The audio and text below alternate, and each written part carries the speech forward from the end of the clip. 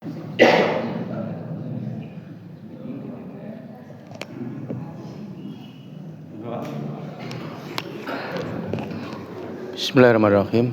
Assalamualaikum warahmatullahi wabarakatuh. Waalaikumsalam warahmatullahi wabarakatuh. Alhamdulillahirabbil alamin wassalatu wassalamu ala asyrofil anbiya'i wal mursalin wa ala alihi washabihi ajmain. Amma ba'du. Bapak Ibu sekalian, jamaah Masjid Al-Fajar yang dirahmati Allah. Alhamdulillah pada pagi hari ini kita kembali diberikan kesempatan untuk hadir pada sholat subuh berjamaah, dan pada saat ini kita akan melanjutkan dengan kajian subuh pada pagi hari ini. Untuk itu marilah senantiasa kita panjatkan puji syukur kepada Allah Subhanahu wa taala. Di tengah suasana negeri kita yang sedang berduka pada hari ini, kita masih diberikan keamanan, ketentraman, dan alhamdulillah hari ini masih hadir bersama-sama di tempat yang mulia ini. Tentu saja salawat serta salam marilah senantiasa kita haturkan kepada Nabi kita Rasulullah SAW yang telah mengantarkan kita pada jalan iman, jalan Islam yang insya Allah akan selalu menjadi syafaat kepada kita semua nanti sampai di akhir zaman. Amin amin ya rabbal alamin. Tentu saja untuk pertama-tama kami sampaikan terima kasih kepada guru kita Ustadz Dr. Nurul Irfan yang pada pagi ini telah berkenan hadir kembali di tengah-tengah kita yang nanti menyampaikan tausiah beliau. Tak lupa kami sampaikan terima kasih juga kepada jamaah sekalian, para undangan pagi ini atas kehadirannya. Atas nama pengurus kami juga mengucapkan terima kasih yang sebesar-besarnya. Bapak sekalian, untuk pagi ini kita akan menyambut Maulid Nabi yang insya Allah akan jatuh pada tanggal 5 September yang akan datang. Maka untuk pagi ini kita akan membahas apakah memberikan Maulid itu sunnah atau bid'ah. Yang kedua tentu saja kita akan mengkaji bagaimana kita bisa terus istiqomah meneladani akhlak Rasulullah dan serta ajaran beliau sampai hari ini. Untuk itu tidak berpanjang kata, kami persilahkan Ustadz, monggo, tafadhol. Assalamualaikum warahmatullahi wabarakatuh. Bismillah, alhamdulillah, assalatu wassalamu ala rasulillah sayyidina wa maulana Muhammad ibni Abdillah wa ala alihi wa sahbihi wa mawalah, amma ba'du. Para jamaah bapak dan ibu, kaum muslimin muslimat, jamaah sholat subuh Masjid Al-Fajar, sesuai tema yang telah kita atau setidaknya pengurus sepakati, pagi ini bicara soal maulid, apakah masuk dalam kategori ahkamul khomsah atau tidak. Sebagian menyebut sebagai sebuah tradisi baru yang istilah agama adalah bid'ah, tetapi sebagian tentu melaksanakan dan menganggapnya bukan bid'ah. Ini terjadi karena apa ya? Karena melihat definisi maulid itu mungkin tidak sama satu dengan yang lain, atau praktik para sahabat dan tentunya Kanjeng Rasulullah SAW sendiri, apakah memang betul-betul menjalankan atau tidak, ini menjadi persoalan. Karenanya saya hanya akan meniru apa yang dikemukakan oleh seorang ulama namanya Muhammad Alwi Al-Maliki. Beliau ulama besar di Makkah, ya, gurunya orang-orang besar yang belajar di Makkah sana. Itu punya kitab yang berjudul Haulal Ihtifal fi Dzikri Maulidir Rasulis Syarif. Bicara soal khusus mengenai maulid. Ada 21 alasan atau 21 dalil. Ya, ini dalil kan kita pahami ada dalil akli, ada dalil nakli. Gitu. Nanti ada yang sifatnya akal, ada yang sifatnya nakal. Nakal itu ada teksnya, ada Al-Quran, ada ayatnya, ada hadisnya.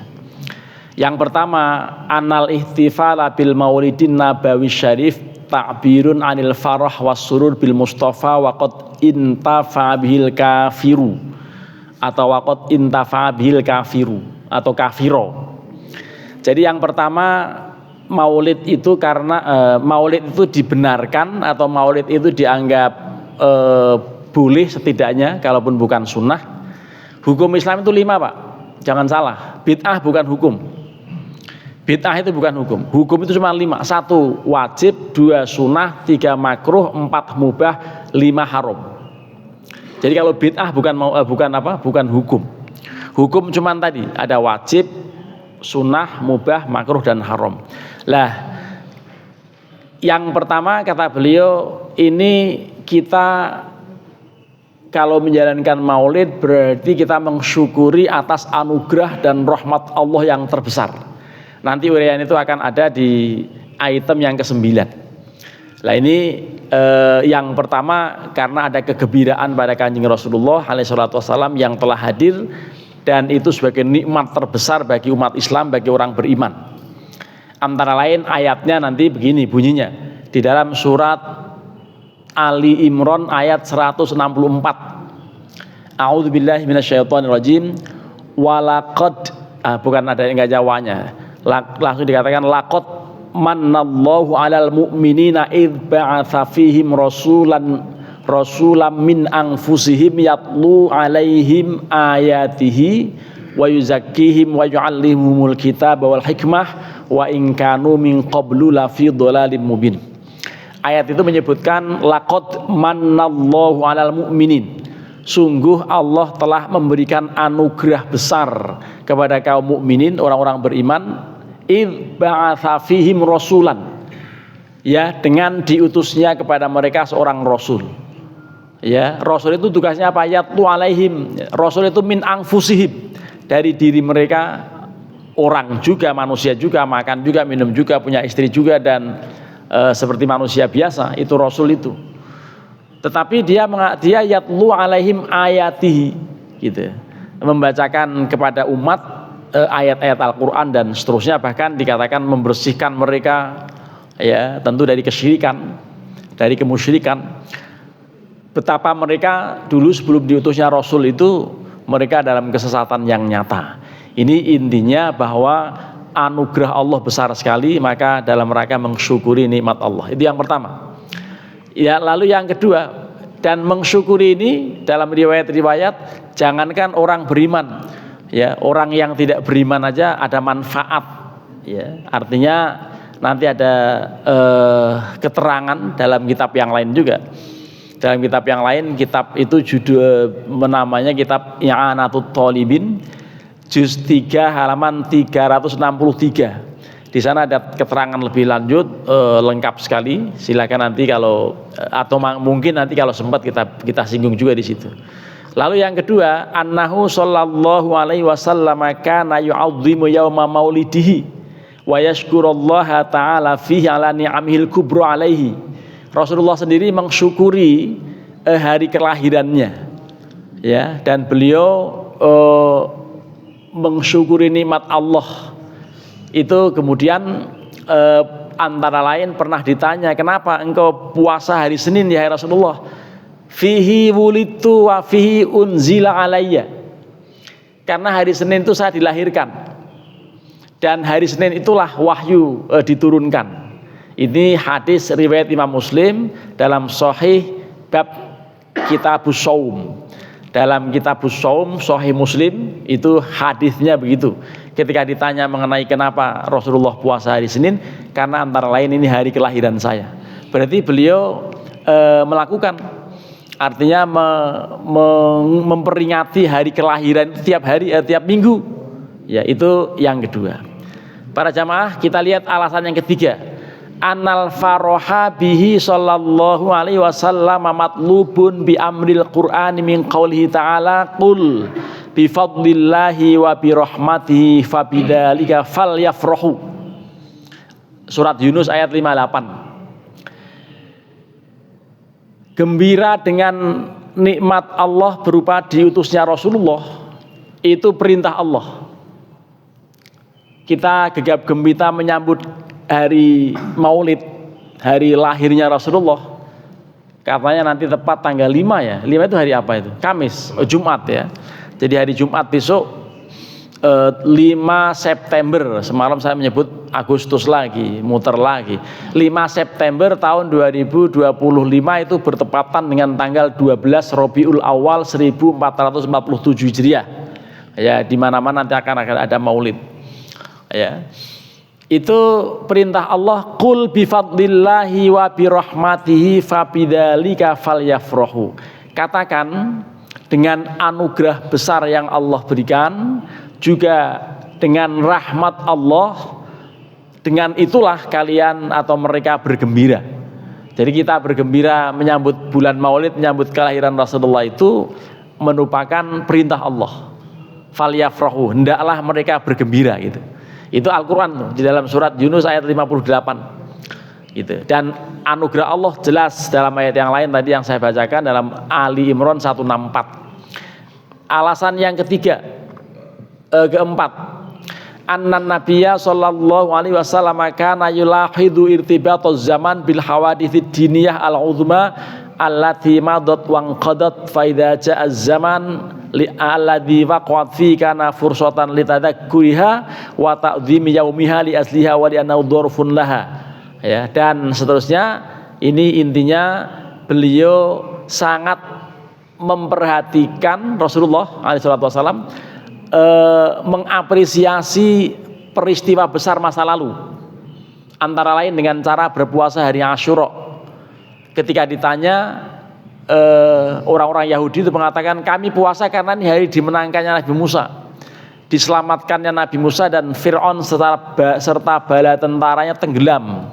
Lalu Nabi mengatakan, bersabda, nahnu aula bihi minkum, saya lebih utama, saya lebih berhak daripada kalian untuk mensyukuri nikmat Allah dengan cara berpuasa.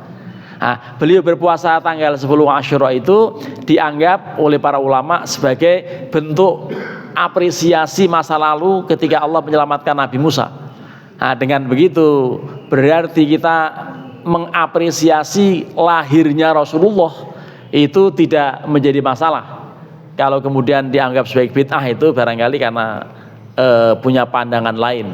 Nah, nanti nggak tahu pandangan lain itu apa.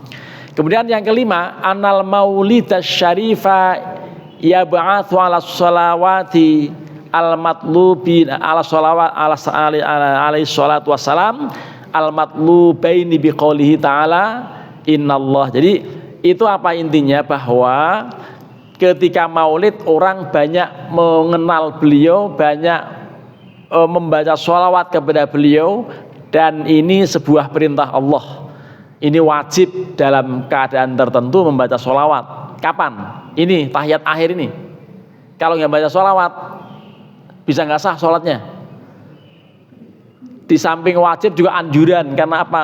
Itu perintahnya itu innallaha wa malaikatahu yusholluna 'alan nabi ya ayyuhalladzina amanu shollu 'alaihi wasallimu taslima. Ini sungguh para malaikat, sungguh Allah dan para malaikat bersolawat kepada Nabi. Karenanya wahai orang beriman, bersolawat dan baca salamlah kepada beliau. Ini Maulid umumnya di mana-mana bacaan solawat. Ya, beragam sekali solawatnya. Ya, tapi solawat itu yang dalam sholat ya Allahumma sholli ala Muhammad wa ala ali Muhammad, atau dengan Sayyidina silakan saja. Yang sudah biasa Sayyidina pakai Sayyidina, yang nggak biasa yang nggak usah pakai. Ya, tapi sudah itu urusan Sayyidina nanti kita bahas khusus. Ya, tapi intinya sholawat dalam Maulid itu diperbanyak. Yang keenam, anal maulidash syarifa yashtamilu ala dzikri maulidihi syarif wa mu'tizatihi wa siratihi wa ta'rifi bihi awalasna ma'murina bima'rifatihi wa mutalibina bil iqtida' bihi. Ini di dalam peristiwa Maulid menjadi boleh. Kenapa? Karena dengan maulid orang lebih mengenal Kanjeng Rasulullah, lebih mengenal biografi beliau, lebih memahami mukjizat beliau, dan lebih mengenal kita dengan Rasulullah, serta iqtidak yang paling penting ini. Iqtidak apa? Itba atau mengikuti apa yang Rasulullah anjurkan. Rasulullah menganjurkan apa? Menganjurkan penuh kebijakan dan jangan menyinggung perasaan rakyat, antara lain. Rasulullah itu begitu. Sampai ada kaidah bahwa tasarruful imam 'ala ra'iyah manutun bil maslahah. Kebijakan pemimpin, kebijakan orang besar di republik ini misalnya, itu kita seharusnya bermuara kepada kemakmuran atau kemaslahatan rakyat. Oleh karenanya kalau rakyat marah hari ini, ya, itu karena ada pemicunya. Antara lain apa? Yang joget-joget di DPR dan baru diumumkan kenaikan gajinya. Sementara orang pada susah, sampai kemudian ada yang meninggal kemarin. Oh, ini lagi marah ini. Tapi kalau kemudian marah ini diterus-teruskan, tak pasti kontraproduktif. Karena kalau perbuatan anarkis seperti yang di Makassar dan di beberapa tempat lain itu dilanjutkan, nanti justru chaos negara ini. Nah, ini yang paling baik kemudian menata diri, kemudian mengaca diri, walaupun pemerintah juga harus sama-sama melakukan hal yang sama. Ya, kalau tidak sudah nanti repot urusannya. Tapi ini bukan maulid yang ini hanya karena saya ikut mengamati ini aja, dunia sekarang ini. Jadi luar biasa lah. Rasulullah antara lain perlu kita ikuti kebijakannya. Beliau luar biasa dalam memimpin negara, sehingga makmur, sehingga baik, dan sampai di sekarang dikenal orang. Itulah maulid. Jadi nanti penceramah maulid kenegaraan harus orang yang piawai dan yang bisa menyejukkan, jangan yang memprovokasi. Nanti kalau terjadi hal yang tidak diinginkan itu jangan disalahkan, karena lidah ini kalau kepleset, waduh luar biasa. Ya. Yang ketujuh, as-sabi' at-ta'arrudu limukafatihi bi'ada'i ba'dhi ma yajibu lahu alaina bi bayani awsafihil kamilah wa akhlaqil fadilah wa qad kana syu'ara yafduna ilaihi bil qasaid. Ini dengan maulid orang bisa kemudian mengenal dan meniru akhlak beliau, memuji dengan berbagai pujian yang boleh saja. Kita menyampaikan pujian kepada Kanjeng Rasulullah dengan pujian setinggi langit, silahkan. Yang penting jangan seperti orang Nasrani memuji Nabi mereka. Kalau orang Nasrani memuji Nabi Isa itu anak Tuhan. Nah, kalau orang Islam memuji silahkan saja dengan pujian yang setinggi langit, pujian Rasulullah, dipuji-puji, dielu-elukan. Anta syamsun, anta badrun, ya. Anta kasyamsi, jadi engkau bagaikan matahari, engkau bagaikan bulan, ya. Dan Muhammadun basyarun lakal basyari. Muhammad Rasulullah SAW itu manusia tetapi tidak seperti manusia umumnya, dan seterusnya lah. Pokoknya itu kita lebih mengenal dan memuji Kanjeng Rasulullah yang mulia.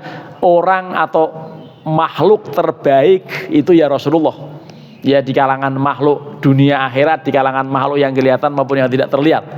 Itu Rasulullah dikatakan Muhammadun sayyidul kaunaini wa thaqalaini wal fariqaini min urbin wa min ajami. Itu pujian Kanjeng Rasulullah, dan itu dalam maulid itu yang dilakukan. Yang ke-8, anna ma'rifata syama'ilihi wa mu'jizatihi wa irhasatihi tastad'i kamalal iman. Dengan mengenal pribadi beliau, dengan memahami mukjizat beliau akan semakin membangkitkan keimanan kita. Jadi dalam rangka maulid itulah kita menambah keimanan, menambah mahabbah kita kepada Rasulullah, dan itu perintah Allah. Qul in kuntum tuhibbunallaha fattabi'uni yuhibbukumullah wa yaghfir lakum dzunubakum. Itu kita diminta, dianjurkan, diwajibkan bahkan mencintai Rasulullah. Sampai ada satu hadis antara lain, salasun man wajada fihi atau man kana fihi wajada halawatal iman. Ada 3 hal yang kalau orang bisa mengalami 3 hal ini, maka akan mendapatkan nikmat dan indahnya keimanan. Yang pertama, kalau Allah dan Rasulullah lebih dicintai daripada yang lain. Yang kedua, kalau mencintai atau membenci orang karena Allah.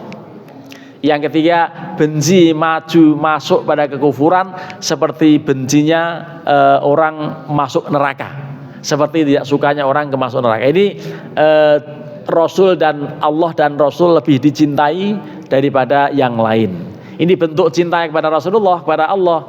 Ini siapa yang menganjurkan kita sholat subuh di jamaah ini? Kan gak ada yang merintah kecuali Rasulullah dan Allah. Nah, karena cinta pada Allah dan Rasulullah itulah kita dengan ikhlas menuju masjid ini.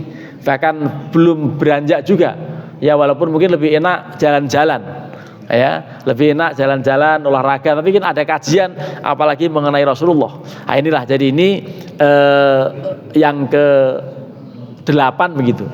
Yang ke-9, ini ada kontroversi memang, tetapi orang yang bisa mendapatkan manfaat dengan gembiranya kepada Rasulullah bukan hanya orang Islam, orang kafir saja. Namanya Abu Lahab, yang diabadikan dalam Quran surat Al-Lahab, tabbat yada abi lahabin wa tab, itu menurut riwayat, banyak sekali riwayat mengatakan itu mendapatkan dispensasi siksa. Nah ini dalam kitab yang I'anatul Thalibin tadi begitu keterangannya, sampai ada salam begini. Ada apa itu? Ada senandung gitu ya. Wa man fil jahimi laqad khuffifa li farhatihi maulidal Mustafa. Lalu salamnya itu sholatum minallah wa alfa salam alal Mustafa Ahmad Syarifil Maqam. Itu inti dari sholawat itu, orang yang jelas-jelas sudah di neraka jahim saja diberikan dispensasi siksa, ya, akibat pernah senang hanya sekali ketika Rasulullah lahir. Ketika itu karena hari Senin, ya, lahirnya hari Senin, dan itu keponakannya atau kalau bahasa Jawa perunan, karena anak dari adiknya. Abu Lahab kan kakaknya Abu Abdullah. Abdul Muthalib punya anak 10 laki-laki semua, yang terakhir Abdullah itu bapaknya Rasulullah, dan di antara kakaknya namanya Abu Lahab. Abu Lahab sempat senang ketika diberi cerita oleh Suwaibah, budaknya Nabi lahir. Senang itu kemudian dimerdekakan tuh, yang memberi kabar mengenai kegembiraan mengenai Rasulullah lahir. Karena orang-orang jahiliyah kalau yang lahir laki-laki senang, kalau yang lahirnya perempuan itu mereka murung mukanya. Wa idza busyira hadu bil unsal dhalla wajhuhu muswaddaw wa huwa kadhib. Ketika mereka diberitahu ada keluarga yang lahir kok perempuan, marah itu. Mereka itu begitu. Nah, itulah lahir Rasulullah senang, dan katanya setiap hari Senin mendapatkan dispensasi siksa. Yang mimpi siapa? Al-Abbas. Mimpi ngelihat Abu Lahab kondisinya begitu. Lalu diceritakan, diriwayatkan sampai hari ini seperti itu. Ini kontroversi, mau senang, mau percaya, mau enggak. Kalau saya percaya, ya. Sampai ada yang fanatis, setiap hari Senin jangan membaca surat Al-Lahab, gitu. Kenapa? Allah aja diberi dispensasi siksa, masa dicaci-caci gitu. Nah, tapi itu nggak usah diikuti yang begitu, terlalu fanatis gitu ya. Yang 9, yukhadu min qaulihi sallallahu alaihi wasallam fi fadli yaumil jumu'ati wa udda mazayahu wa fi khuliqa adamu tasrifaz zaman atau tasrifuz zaman alladzi ba'atha annahu miladun li ayyi nabiyyin kana min anbiya alaihi salam fa kaifa bil yaumil ladzi wulida fi afdhalun nabiyyin. Jadi Nabi Adam yang diciptakan pada hari Jumat katanya, ya. Itu dalam riwayat begitu. Itu dibesarkan juga oleh orang-orang tertentu kelahiran Nabi itu. Ya, antara lain Nabi Adam diceritakan begitu. Lah, ini Nabi yang paling afdol lahir di hari Senin, maka kemudian orang-orang memperingati Maulid. Ini antara lain yang disampaikan oleh siapa? Muhammad Alwi Al-Maliki. Itu ulama besar. Ya. Baru ke-9, yang ke-10.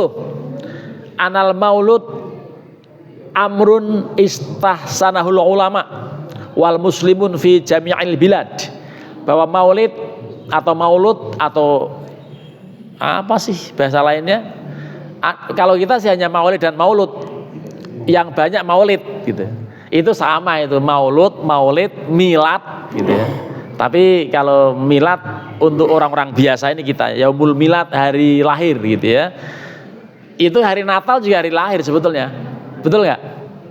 Natal itu lahirnya Nabi Isa. Tapi jangan bikin spanduk peringatan hari Natal Nabi Muhammad, loh kacau nanti kalau gitu. Ya, kalau maulid untuk Nabi Muhammad, kalau Nabi Isa hari Natal. Jadi itu dianggap sebagai sebuah kebaikan di belahan dunia mana saja. Lah, karena orang muslim sudah menganggap kebaikan, maka ada hadis yang mengatakan maro'ahul muslimuna hasanan fahuwa indallahi hasanun. Apa-apa yang oleh kaum muslimin semuanya umumnya pada melihat itu baik, maka di sisi Allah itu baik. Ini hadis. Sebaliknya, wama ro'ahul muslimuna qabihan fahuwa indallahi qabihun. Apapun yang dilihat oleh kaum muslimin seluruh dunia itu sebagai sebuah keburukan, maka itu buruk bagi Allah. Itulah, jadi hadis ini riwayat Imam Ahmad. Ini termasuk hadis, termasuk dalil nakli yang ini. Para bapak dan ibu, 12. Apa yang 12? Annal maulida istamala ala istima'in wa dzikrin wa shadaqatin wa madhin wa ta'dhimin lil jinabin nabawi fa wa sunnah. Bahwa dalam maulid itu ada ngumpul orang bersilaturahmi, ada zikir karena ada bacaan sholawat, ada bacaan doa macam-macam, ada sodakoh karena semuanya ditarikin dana, ya. Sampai kemudian orang-orang maulid itu yang paling mahal satu untuk bikin nasi kebulinya. Satu kidir bisa 9 juta untuk 200 orang apa? Atau untuk ya pokoknya kidirnya gede banget ya. Itu biasanya itu satu kidir satu kambing, kadang 2 kambing gitu. Itu peringatan maulid kalau yang serius begitu. Ya, tapi kalau nggak serius nasi uduk lagi lah, nasi uduk tiap hari. Ya, kalau nasi uduk saya nggak ada istimewanya gitu, nggak spesial. Lah itu yang begitu itu ada sedekah, tapi jangan juga lebih, yang biasa-biasa aja lah. Kalau nggak ada duit ya sederhana nggak apa-apa gitu. Ini termasuk kita anggap peringatan maulid, kecuali ada lagi. Nah, ini ketimbang nggak ada ya udah maulid gitu. Cuman melanggar definisi. Maulid itu ada 3 komponen. 1, ngumpulnya orang, sudah ngumpulin sudah ada. 2, ada bacaan ayat Quran, sudah ada juga, saya baca ayat-ayat beberapa kan. 3, di situ ada biografi Nabi yang disampaikan. Ini sebagian hanya cuplikan ada. Lah yang keempat ini yang agak berat, ada simatun yakulunahu, ada hidangan yang dinikmati bersama. Ini ada enggak? Oh ada, berarti maulid. Sudah sepakat kita anggap ini maulid, nggak usah pakai spanduk. Ya jangankan spanduk, slide aja nggak ada, slide-nya rusak. Sudah, ini sudah memenuhi itu unsur itu ya. Jadi unsur maulid itu 4 tadi ya. Yang kelima, wayan sorifuna min ghairi ziyadatin ala dzalika. Setelah madang nanti ya, orang Betawi ngomong madang. Kalau orang Jawa ngomong madang itu jelek banget. Nah, setelah pada makan, apapun makanannya itu bubar kecuali pengurus masjid beres-beresin gitu. Lah, kalau ditambahin acara lain, gerak jalan, jaipongan, wayangan, nah itu sudah bukan maulid. Jadi kan maulid berhenti di situ. Jangan ada acara lanjutan gitu. Setelah maulid demonstrasi ibu-ibu produk tertentu, yaitu demonstrasinya dipisah lah, acaranya jangan nyambung gitu ya, supaya tetap menjadi maulid. 13, Allah Subhanahu wa taala menegaskan wa kullan naqussu 'alaika min amba'ir rusul ma nuthabbitu bihi fuadak. Ya, fahadha yadhharu minhu anal hikmah fi qasyi anbiya'ir rusul. Jadi ini intinya maulid antara lain adalah menceritakan kisah-kisah perjuangan Rasulullah. Berarti itu sangat berguna, perintah Al-Qur'an juga untuk wa kullan naqussu 'alaika min amba'ir rusul manuthab, bisa lebih menguatkan hati kita dengan mengenal Rasulullah lebih baik atau lebih dekat gitu ya. Yang 14, laisa kullu ma lam yaf'aluhu salaf wa lam yakun fis sadril ula fa wa bid'atun munkaratun. Tidak semua yang dikerjakan oleh tidak semua yang tidak dikerjakan oleh ulama-ulama kalangan sahabat Nabi itu pasti bid'ah. Jangan bilang begitu, kata beliau ini. Laisa kullu ma yaf'aluhu salaf walam yakun fi sadril awal. Tidak semua yang dilakukan oleh generasi sahabat walaupun di awalnya oleh Rasulullah dan katakan Abu Bakar, Umar, Utsman, Ali gitu ya, tidak menjalankan, itu pasti bid'ah. Jangan berkata begitu, kata beliau. Jangan dianggap itu semua jelek. Ya, yahrumu filuha wa yajibul ingkar. Tidak semua yang begitu ya. Karena nyatanya apa? Ada satu yang tidak dilakukan oleh Kanjeng Rasulullah juga oleh para sahabat tetapi dianggap baik bahkan wajib. Apa itu? Membukukan Al-Quran itu. Itu seandainya Al-Quran tidak dibukukan, tidak dibikin buku begini, oh itu bisa sudah habis Islam itu. Gitu. Karenanya dulu ketika Sayyidina Abu Bakar mendapatkan usulan Sayyidina Umar, wahai Rasulullah, wahai Abu Bakar, tolong dibukukan nih Quran. Kata Abu Bakar bilang begini, saya lebih mudah buat saya untuk memindahkan bukit satu ke bukit yang lain, gunung satu ke gunung yang lain, buat saya lebih mudah daripada saya harus membukukan Al-Quran. Loh, kenapa? Karena Rasulullah nggak pernah perintah. Coba pikir, kata Umar bin Khattab, itu seandainya perang ya seperti kemarin yang 70 orang menghafal Quran semuanya gugur, lalu nanti akan ada peperangan yang lain lagi, orang pada berguguran, Al-Quran bisa habis dari dada para ulama, para sahabat yang menghafal Quran, nanti Al-Quran hilang. Coba pikirin begitu. Wah, kalau gitu saya istikharah dulu. Istikharah 3 kali berturut-turut dan akhirnya kesimpulannya memang wajib dibuka. Itulah, itu bid'ah juga itu. Tapi bid'ah wajib. Gitu kan? Nah, oleh karenanya tidak semua bid'ah dolalah, ada yang tidak dolalah, ada yang hasanah. Ini antara lain maulid itu. Jadi karenanya ini alasan beliau yang ke berapa tadi? Yang ke-14 begitu. Yang ke-15, falaisat kullu bid'atin muharramatun. Tidak semua bid'ah diharamkan. Karena nyatanya bid'ah hasanah. Gitu. Walau kanal amu kadzalika la haruma jam'u Abi Bakrin, ini tadi yang disebutkan. Kalau seandainya bid'ah diharamkan, itu membukukan Al-Quran, menjilidnya, ditulis dalam. Dulu Quran gak ada tulisannya Pak, dalam dada para ulama. Lah kalau sekarang Quran kan di laptop orang. Ketika laptop mati nggak bisa ngomong, gitu kan?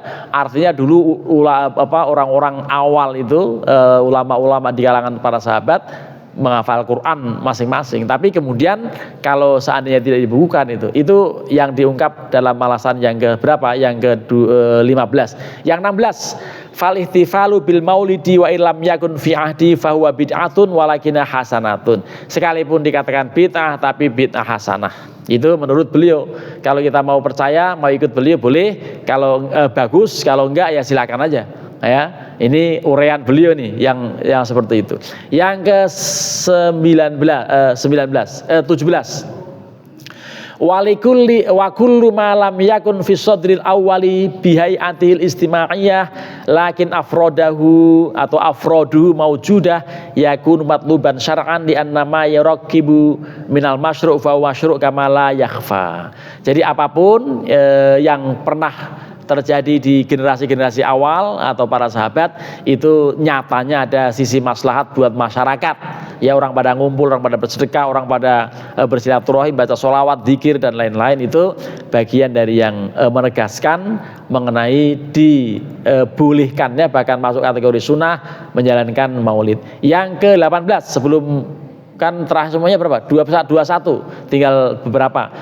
Imam Syafi'i mengatakan ya, ma ahdatha wa khalafa kitaban au sunnatan au ijma'an au atharon fawal bid'atud dhallah wa ma ahdatha minal khair wa lam yukhalif syai'an min dzalika fawal mahmud.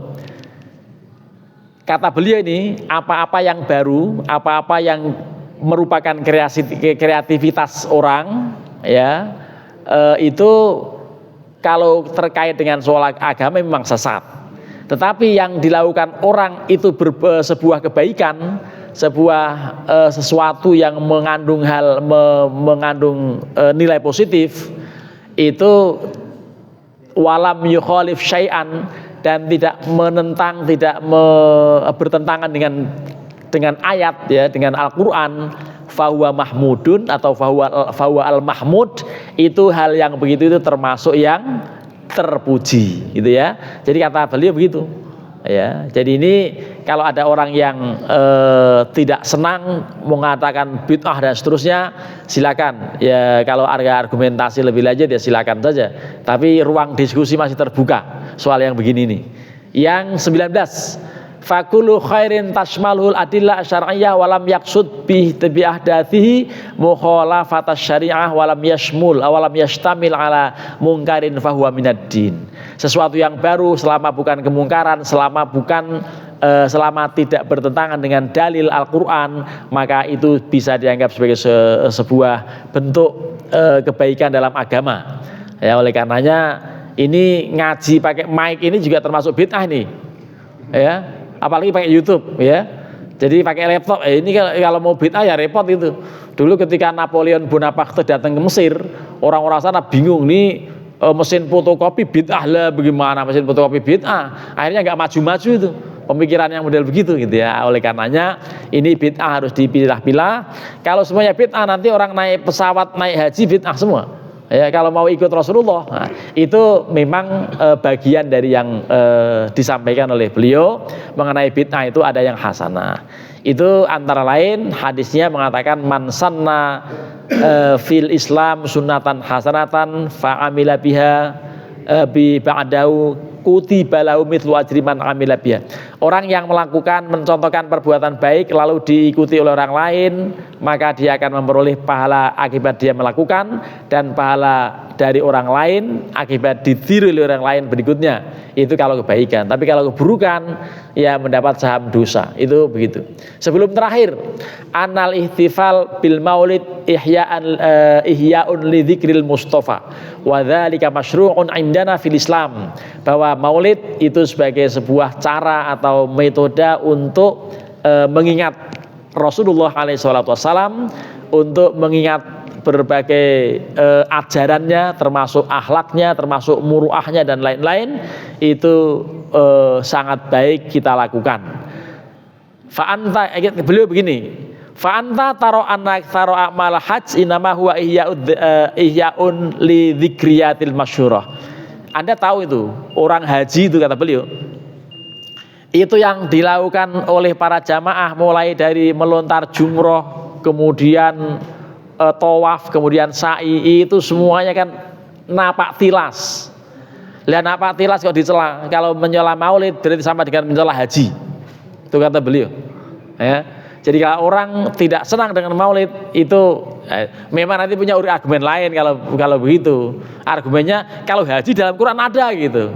Itu ya silakanlah, itu nanti lebih lanjut diskusi. Yang terakhir, kullu ma dzakarna sabiqan minal wujud fi masyru'iyatil ihtifalat al maulid asy-syarif innama huwa ihtifalatuhul lati khalat minal munkarat al madmumah.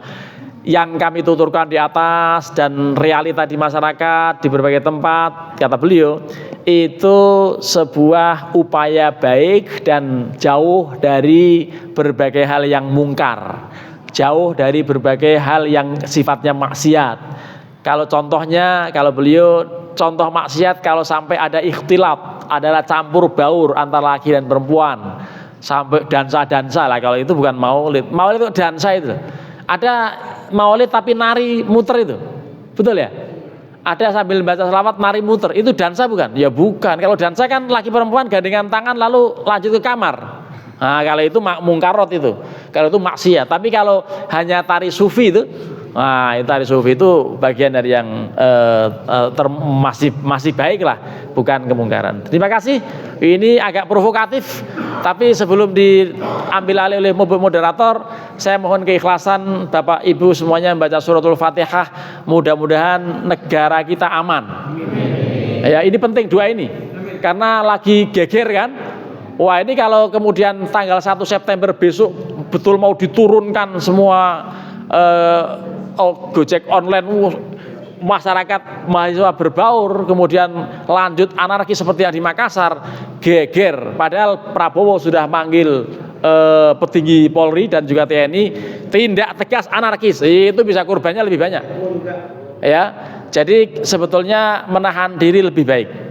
Ya, karenanya mudah-mudahan doa kita dikabul Allah Subhanahu wa taala ala hadhihi niyah. Allahumma salim Indonesia hadhihi ya Allah. Allahumma salimna wa salimil muslimin wa salim biladina Indonesia hadhihi bi barakati suratil Fatihah. A'udzu billahi minasyaitonir rajim. Bismillahirrahmanirrahim. Alhamdulillahi rabbil alamin arrahmanir rahim maliki yaumiddin. Iyyaka na'budu wa iyyaka nasta'in ihdinas siratal mustaqim. Siratal ladzina an'amta 'alaihim ghairil maghdubi 'alaihim waladdallin. Amin. Yang kedua, permohonannya kalau ada pertanyaan, misalnya kabel yang nggak nyampe, mohon agak maju sedikit. Tapi insya Allah kalau muter ini diameternya memang cukup ini, karena bukan wireless. Monggo Pak, pakai ini Pak. Baik, syukran Ustadz atas tausiahnya terkait Maulid untuk memperingati kelahiran Rasulullah SAW. Bapak Ibu sekalian, monggo silakan jika ada pertanyaan yang terkait dengan tema kita pada hari ini. Monggo, silakan. Dari sisi kanan, sisi kiri. Silakan Pak Jamat. Monggo agak maju boleh. Ini biar masuk ke itu Pak. Live. Live. Buat konten. Assalamualaikum warahmatullahi wabarakatuh. Saya cuma nanya, apakah 4 mazhab yang ada itu membolehkan maulid? Itu aja Pak.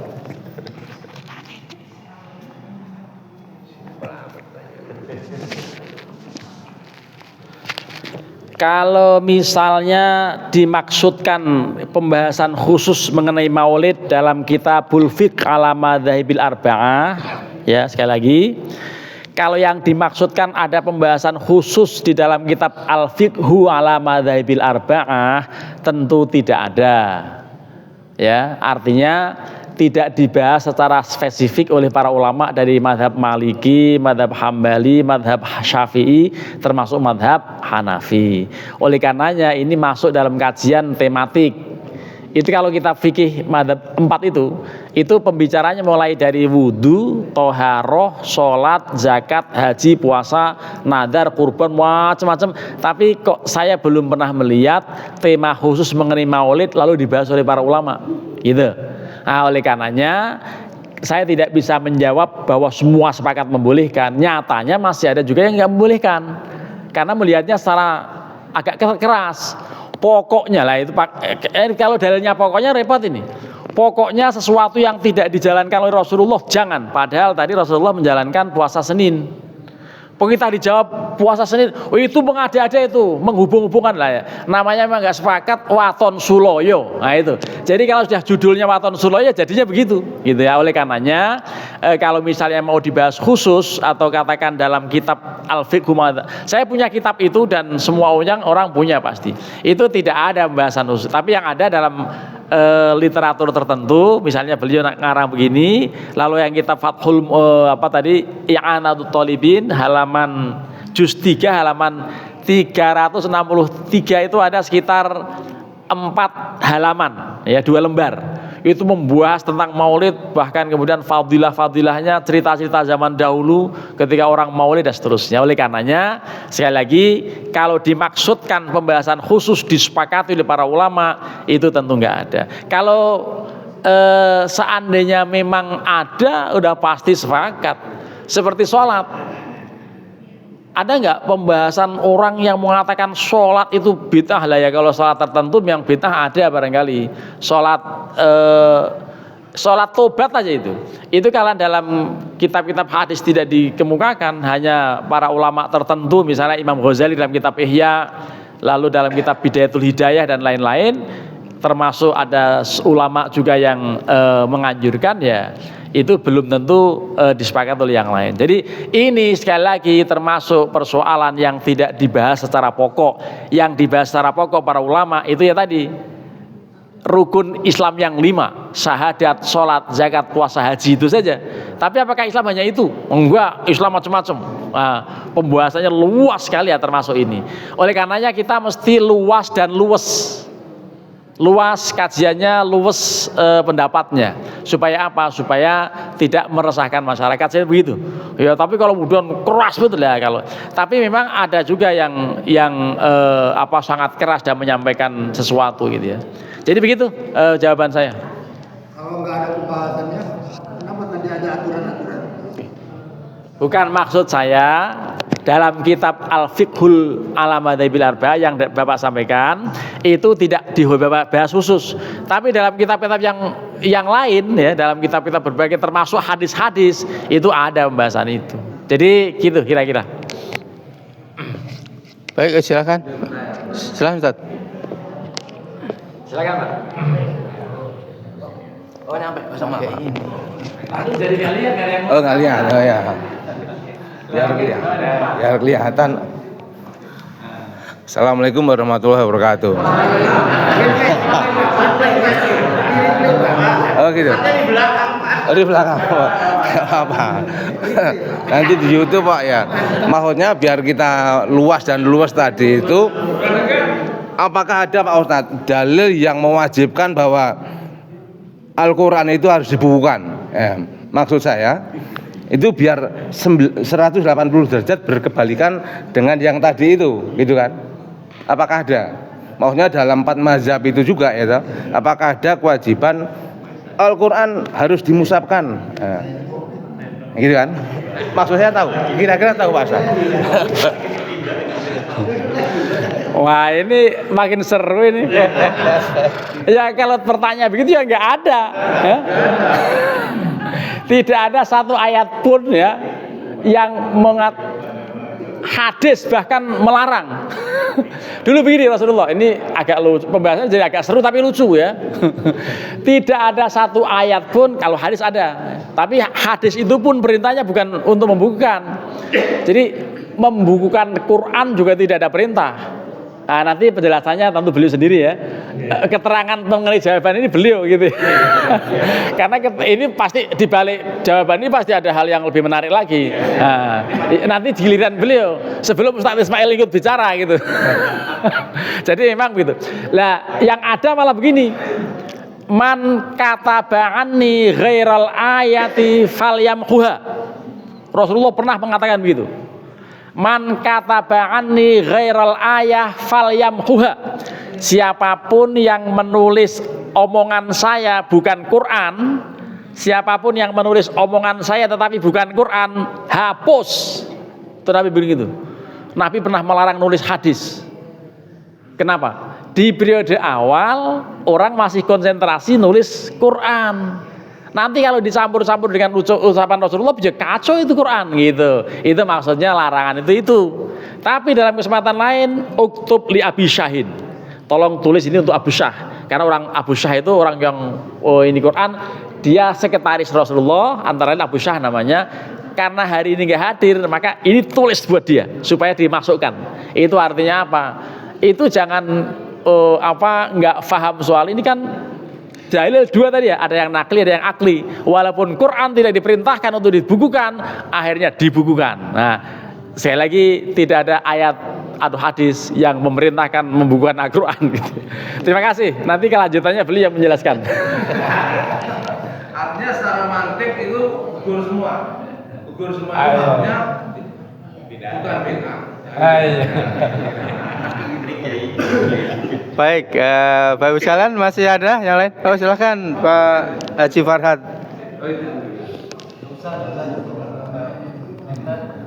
Harus masuk YouTube Pak. Ini masih Kepentingannya untuk live. Kalau kira-kira akan kemana saya batalkan ya jadi. Ini masih ini manual. Karena saya tahu nanti bisa masalah ini. Silakan. Assalamualaikum Ustadz. Sebenarnya yang kita bahas ini kan bid'ah dolalah. Itu adanya kalau nggak keliru di surat Al-Maidah ayat 3. Nah sebenarnya di surat Al-Maidah ayat 3 itu artinya apa sih?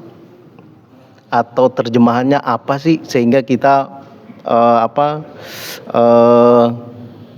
tadi bercerita tentang ada bid'ah dolalah, ada hasanah, ada juga macam-macam. Apa sih sebenarnya intinya dari terjemah surat Al-Maidah ayat 3 tersebut? Terima kasih Ustaz. Terima kasih Ustaz. Assalamualaikum warahmatullahi wabarakatuh.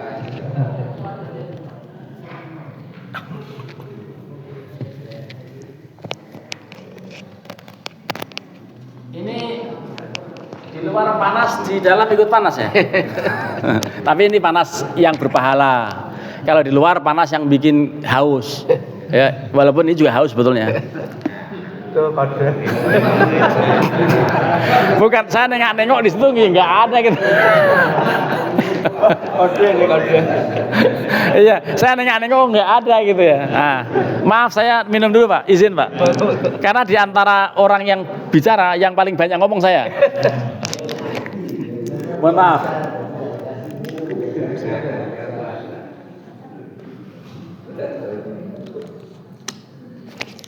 Al-Maidah ayat 3 itu apa? Saya malah lebih tertarik dengan ayat 3 sebetulnya. Karena itu ayat poligami. Ah itu, jadi maksudnya kalau dimaksudkan al-yauma akmaltu lakum dinakum wa atmamtu alaikum nikmati wa raditu lakumul islam madina, itu kan panjang ayatnya ya. Tapi itu ayat terakhir yang hari ini aku sempurnakan agamamu buat kalian ya.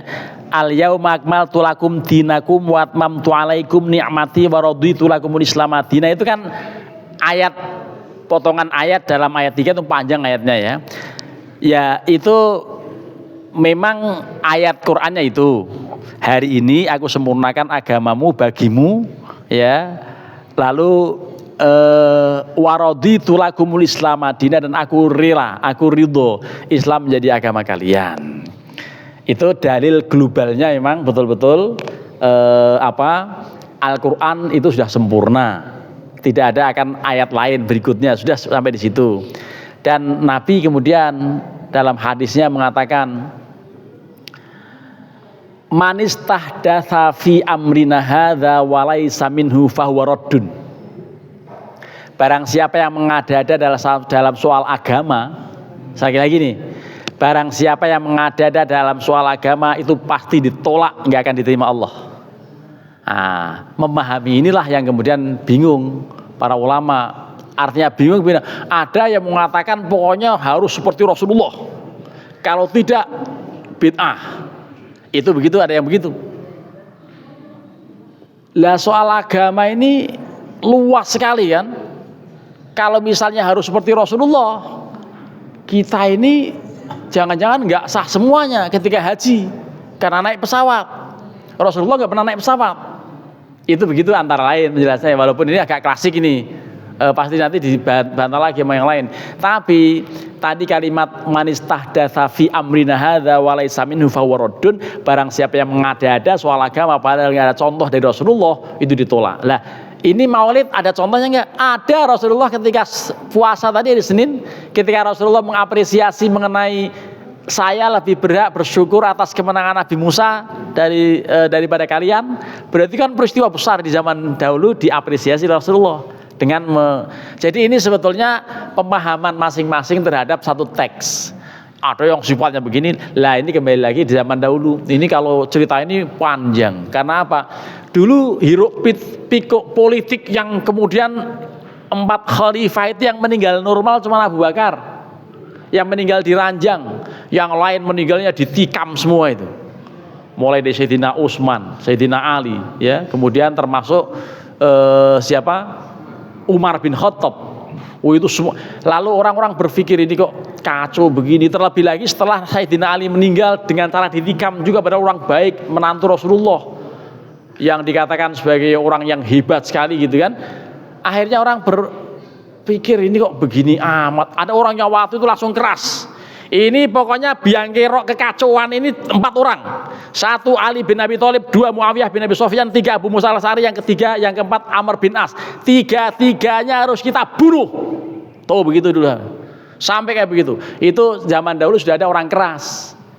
Itu kemudian sepakat tugasnya, pembagi tugas, yang bunuh Ali ini, yang bunuh ini, sampai kemudian 4 sepakat semua. Ternyata yang rajin jamaah subuh yang terbunuh. Makanya kalau jamaah subuh bisa terbunuh, Pak. Itu Sayyidina Ali yang kebunuh ya waktu itu. Artinya orang-orang yang sumbu pendek itu dari dulu sudah ada. Ya.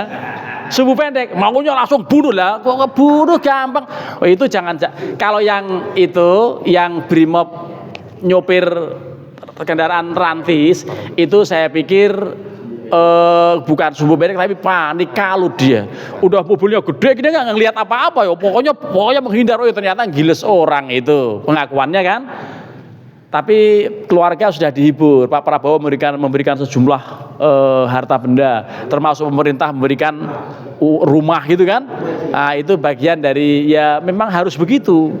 Tapi ngomong-ngomong soal apakah ada unsur kesengajaan, ini lagi belok situ lagi ya. Nah, memang lebih asik yang ini sebetulnya daripada ngomongin yang itu. Ngomongin yang zaman dulu, kemudian kelompok Mu'tazilah, kelompok Qadariyah, kelompok Jabariyah, itu karena orang tuh begini akhirnya kan dibunuh semuanya tapi gagal. Begitu gagal kacau lagi. Ya kekacauan akhirnya menimbulkan aliran ilmu kalam, ilmu pembahasan orang. Ini kalau begini kita ini harus bicara ilmu aja lah. Orang-orang yang sebetulnya Islam, orang-orang yang baik, bahkan sudah dijamin masuk surga tapi bikin kacau dunia ini, nanti di akhiratnya masuk kemana? Wah, ngomongin akhirat lagi nih. Oh kalau begitu masuk surga, lah gimana surga kelakuannya begitu gitu. Masuk neraka, ya jangan masuk neraka. Nabi aja menjamin dia masuk surga lah. Akhirnya apa? Oh kalau gitu di satu tempat apa namanya? Manzilah bainal manzilata ini. Di satu tempat yang bukan surga bukan neraka. Sudah geger dari zaman dahulu Pak. Kalau urusan begini, ya jadi sudah akibat politik yang luar biasa muncul aliran ilmu-ilmu kalam yang sampai sekarang juga masih ada.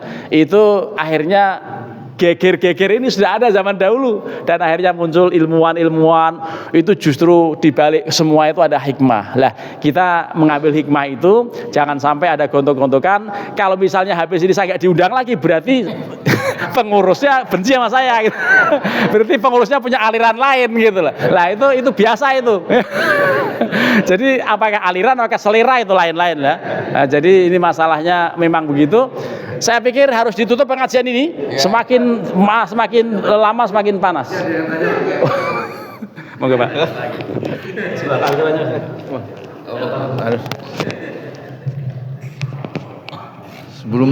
Sebelum ditutup Ustadz ini